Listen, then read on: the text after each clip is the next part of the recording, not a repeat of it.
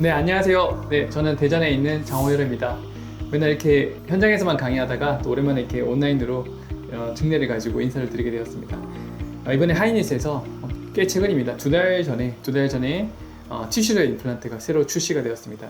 이 티슈를 별게 아니고요. 우리가 기존 쓰는 임플란트, 우리 하이니스에서도 많은 임플란트 나오는 거 알고 계실 거고요. 본네빌 임플란트에 우리가 즐겨 쓰는 베이스 어버트먼트를 연결한 하나의 일체형 구조로 티슈 레벨 임플란트가 나왔다 보시면 될 것 같고요.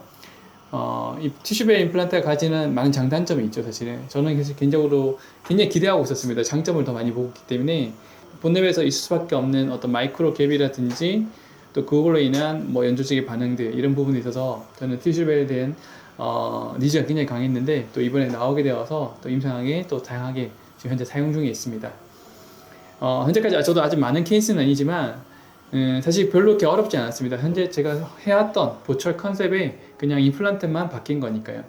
제가 오늘 소개해드릴 케이스는요, 사실 그렇게 어렵지 않은 케이스겠지만 한번 제가 어떻게 이 임플란트를 사용했는지 한번 소개하는 시간을 가져보도록 하겠습니다. 네, 이 케이스는 꽤 젊은 여성 환자입니다. 여성 환자인데 23세 여성 환자고요. 여성 환자고 지금 보시다시피 엑스레이에서 지금 40번대 보시면 선천적인 결손으로 유치가 만기선장하고 있는 상태입니다. 44번, 45번에 임플란트 시술이 필요한 상태였고요.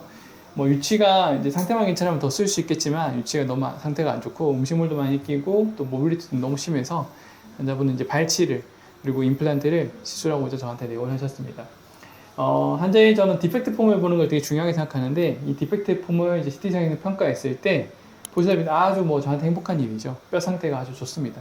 뼈 본의 볼륨이 너무 좋기 때문에 이런 케이스는 고리식 없이도 발치를 한다고 하더라도 고리식 없이도 충분히 임플란트를 시술할 수 있을 거라 생각을 했고요. 또한 이 환자분 같은 경우는 굉장히 젊은 여성 환자입니다. 23세 여성 환자이기 때문에 임시치아 없이 또 굉장히 전방부의 치아를 비워놓은 상태는 굉장히 조금 심리적인 문제를 일으킬 수 있기 때문에 저는 즉시 식립 그리고 제가 많이 하는 즉시 로딩까지도 이 하이니스 보철 아주 많은 장점이 있는 걸 알고 계실 거라 생각합니다. 그래서 시술 계획했고요. 특히 이제 우리 새로 나온 이제 그 넥스처 임플란트 중에서 넥스처 7이라고 있습니다. 넥스처 7을 이 환자에게 시술하고자 했습니다. 증례 먼저 간단하게 넥스처에 대해서 소개를 해드리면 이번에 두 가지 라인업으로 나오게 되었습니다. 그냥 넥스처 그리고 우리 이미 알고 있던 넥스처 그 기존 하이니스 7 디자인의 베이스가 연결되어 있는 넥스처 7 디자인이 이렇게 두 가지 라인업으로 출시가 되었고요. 보통 이게 이제 스탠다드 라인업이고 여기 같은 경우는 조금 더 이미디에이트 임플란트 플레이스먼트에 조금 더 장점을 가진다. 사실 이 케이스 같은 경우는 유치가 뼈에 깊숙이 심겨져 있는 케이스가 아니었기 때문에 사실 뭘 해도 관계없는 케이스였기 때문에 이 케이스는 저는 7을 시술하기로 택했습니다. 우리가 기존에 써왔던 타 회사의 티슈 레벨 임플란트들은 뭐가 문제가 있었냐? 사실 우리의 선택의 자유도가 굉장히 좁았습니다. 커프가 사실 특정 회사 같은 경우는 커프가 두 가지밖에 없고 그러면 이 높이 레벨링을 하는 데 있어 가지고 또 얼마나 치은 연화로 위치시키냐 이런 부분에 있어 가지고 메탈 컬러가 보일 수 있는 어떤 심리적인 문제가 있는데 조금 회사 입장에서는 까다로울 수 있겠지만 커프 랭스가 우리 기존에 하이니스를 써왔던 것처럼 커프 랭스가 1에서 6까지 그래서 저희 임상가 입장에서는 선택 자유도가 좀 더 높아졌다고 보시면 되죠. 환자의 연조직 두께라든지 또 내가 신고자 하는 임플란트 식립 깊이에 따라서 커프 랭스를 달리해서 내가 원하는 위치에 저 같은 경우는 또 심리적인 위치는 서브 징지발 위치로 이제 마진을 위치시키는데 그런 부분을 다 커버할 수 있게끔 나왔고요. 직경도 3.0부터 5.5까지 나오기 때문에 제가 맞는 골폭에 맞게끔 또 이런 우리가 기존에 써왔던 본 레벨 임플란트보다 티슈 레벨 임플란트가 가지는 장점은요. 어버트먼트와 임플란트가 하나의 일체형으로 되어 있기 때문에 훨씬 더 강한 강성을 가질 수 있다는 장점이 있겠죠. 우리 여러 가지 임플란트 파절이라든지 어버트먼트 파절 여러 가지 그런 보철적인 어떤 컴플리케이션을 많이 겪어왔던 분들이라면 하나의 일체형으로 되어 있는 구조는 그런 부분에서 아주 강한 특징을 가질 수 있기 때문에 어떤 물리적인 저항성도 더 커질 거라는 그런 생각을 할 수 있겠죠. 뿐만 아니라 우리가 좁은 골폭에 서서 최소한 나는 좁은 골폭이면 최소한 4.0을 씹는다. 9치부에는 5.0을 반드시 씹는다. 이런 고집을 해왔던 분들도 조금은 사이즈를 다운 사이징을 해서 좀 좁은 골폭에서 고르식 없이도 임플란트를 심을 수 있다는 그런 장점이 있지 않을까 저는 한번 그렇게 기대를 해봅니다. 실제로 지금 조금씩 그런 임상적인 시도를 하고 있습니다. 네, 이 케이스 같은 경우는 지금 이런 식으로 뭐 임플란트 발치하고 이제 드릴링을 한 다음에 즉시 스닙하고 바로 임프레션을 떠가지고 그날 바로 로딩까지 이렇게 했던 케이스인데요. 그래서 간단하게 뭐 쭉 보시면 그날 바로 3D 프린팅된 템포라리 크라운을 그날 바로 이렇게 끼워주고 이렇게 했었습니다. 다시 요 관련된 영상을 제가 임상 영상을 찍어 놓은 게 있기 때문에 같이 동영상을 보면서 제가 조금 더 디스커션 해보도록 하겠습니다. 네. 자, 반대편도 있는데 여기 완성하고 반대편도 하기로 했습니다. 자, 뼈는 너무 고맙게도 뼈는 아주 좋은 상태였다 보시면 되겠고요. 굳이 이런 케이스에서 플랩을 열거나 저는 그러지 않고요. 플랩리스로 접근하는 것을 개인적으로 선호하고 있고요. 발치는 너무 쉬운 케이스입니다. 자, 처음 이니셜 드릴링을 시행하고요. 그리고 뭐 드릴링을 그렇게 복잡하지 않습니다. 최소한의 드릴링으로 임플란트를 심을 수 있기 때문에 이 케이스 같은 경우는 한 2단계 정도의 드릴링만 가지고, 그리고 이 과정이 굉장히 중요한데 이 환자 같은 경우는 크레스탈 분에 굉장히 일레리귤러티가 있었어요. 그래서 그 부분을 지금 굉장히 큰 라운드 바로 이렇게 플라스티를 시행해 주는 것인데, 많은 분들이 아시다시피 베이스 그 커프가 이제 뼈에 걸려가지고 여러 가지 컴플리케이션이 생길 수 있다. 그런 점들은 이미 하이니스 보철하고 계신 분들이 잘 알고 계실 거라고 생각하는데, 베이스가 어떤 여러 가지 방해 요소 없이 굉장히 잘 패시브하게 이렇게 안착되는 게 중요하기 때문에 이 요건 본 프로파일링을 해주는 것은 임플란트 수술 시 저는 정말 중요한 요소라고 생각하고 있고요. 그리고 연조직이 두꺼워야 되기 때문에 연조직이 들어갈 수 있는 충분한 공간을 만들어주는 것은 전 너무 중요한 과정이라고 항상 저는 말씀드리고 있습니다. 자, 이렇게 플라스티를 비교적 간단하게 시행하고요. 자, 임플란트 베이스가 그 커프 부분이 들어가는 전혀 방해 요소가 없겠죠. 자, 저기서 잠깐 제가 임플란트를 심기 전에 이제 친수성 테스트를 했는데 굉장히 친수성이 높다는 것을 볼 수 있겠지만 제 같은 요거 케이스 같은 경우는 즉시 로딩 좀 더 반응성을 높이기 위해서 제가 임플란트 시술 직전에 플라즈마 처리를 했습니다. 임플란트 표면을 이제 골 반응성을 높여줄 수 있는, 원장님들 많이 구비하고 계시는 장비 중에 하나겠지만 이 플라즈마 처리할 수 있는 장비가 있습니다. 그래서 플라즈마 처리해서 순수성도 높이고 여러 프로테인이라든지 그로스펙터가 좀 더 빨리 부착될 수 있는 임플란트 표면의 반응성을 높여준 상태에서 이제 임플란트 시술합니다. 지금 여기서 제가 시술했던 임플란트는 4.0 직경에 4.0께 길이는 10이었던 것 같고요. 그리고 커프 랭스는 2를 선택했습니다.